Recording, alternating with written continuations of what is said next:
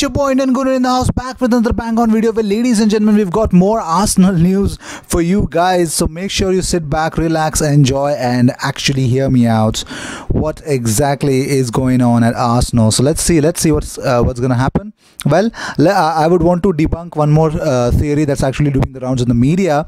Joe Cole has made a conspiracy theory about Mesut Ozil's snub at Arsenal. He says, can Emery afford not to fancy Ozil? We can't doubt Ozil's ability for what he has done and achieved in the game. Maybe they have panicked and given him contract to try and keep him and not lose him, and now they don't want to pay him. Is there someone upstairs telling the gaffer not to play him? If so, then there is a game of cat and mouse. Emery is not in favor with the owners, so if he can get him to throw his toys out the plan and join Galatasaray or Fenerbahce, then we can get him off the wage bill. Ozil, his agent, the gaffer and the owners need to have an honest conversation. They need to say, you have 3 years left, let's get playing, because Arsenal need him.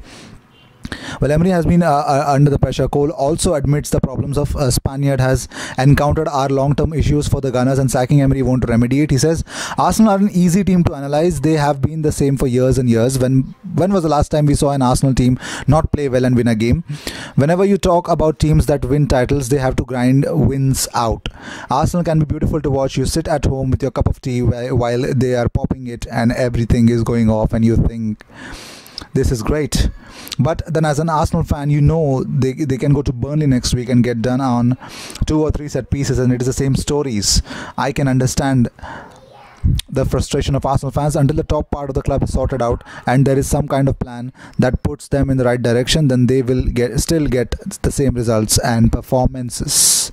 Well, something to be open about. Nicolas Bentner has actually opened up about a brilliant story about what he told about Thierry Henry. He says, Henry tells me to shut up, I shout back that he should shut up. After training, he comes after me, he gives me a 2-hour chat about everything that is needed to get to where one wants to get, and that is really class from Thierry Henry. Well, we don't expect anything less from him, but this is really awesome.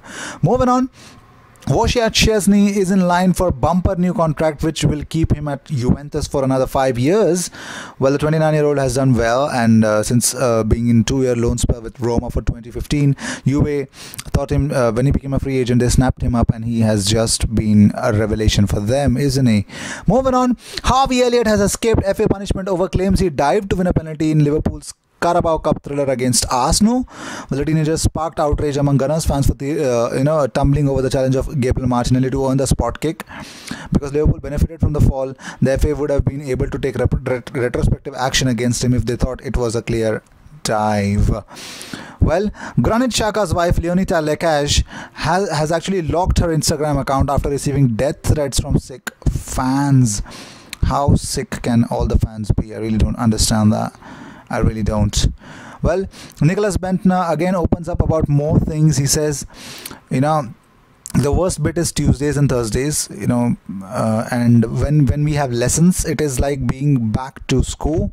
Well, he's actually talking about, when he was in 2014, when he was age 16, he had to attend classroom twice a week in the Gunners Academy. So this is what he's describing in his autobiography. He has actually mentioned this. The worst bit is Tuesdays and Thursdays when we have lessons. It is like being back at school. We have all sort of different subjects such as press management and financial management. I thought I was done with studying, and if it is possible, I hate it even more than back at amateur. One day I missed the lesson on purpose, and from the ladies' toilet I hear how they run around yelling for me like they are mad. Oh my god. When Liam Brady, the head of the academy, comes up to me in the canteen later, he grabs hold of me and says, what are you thinking, young man? Where have you been? He has heard a story about how I was hiding underneath a table. That's not true, and I tell him with a clear conscience. Honestly, Mr. Brady, I haven't been hiding underneath the table. That is one big misunderstanding. He's a really funny man, Nicolas Bentner. Moving on, Tottenham under-23s lose 1-3 to Arsenal under-23s. The North London derby is again dominated by Arsenal. Well, the big story of the day, Pep Guardiola has offered support. He's spoken in defense of Granit Xhaka.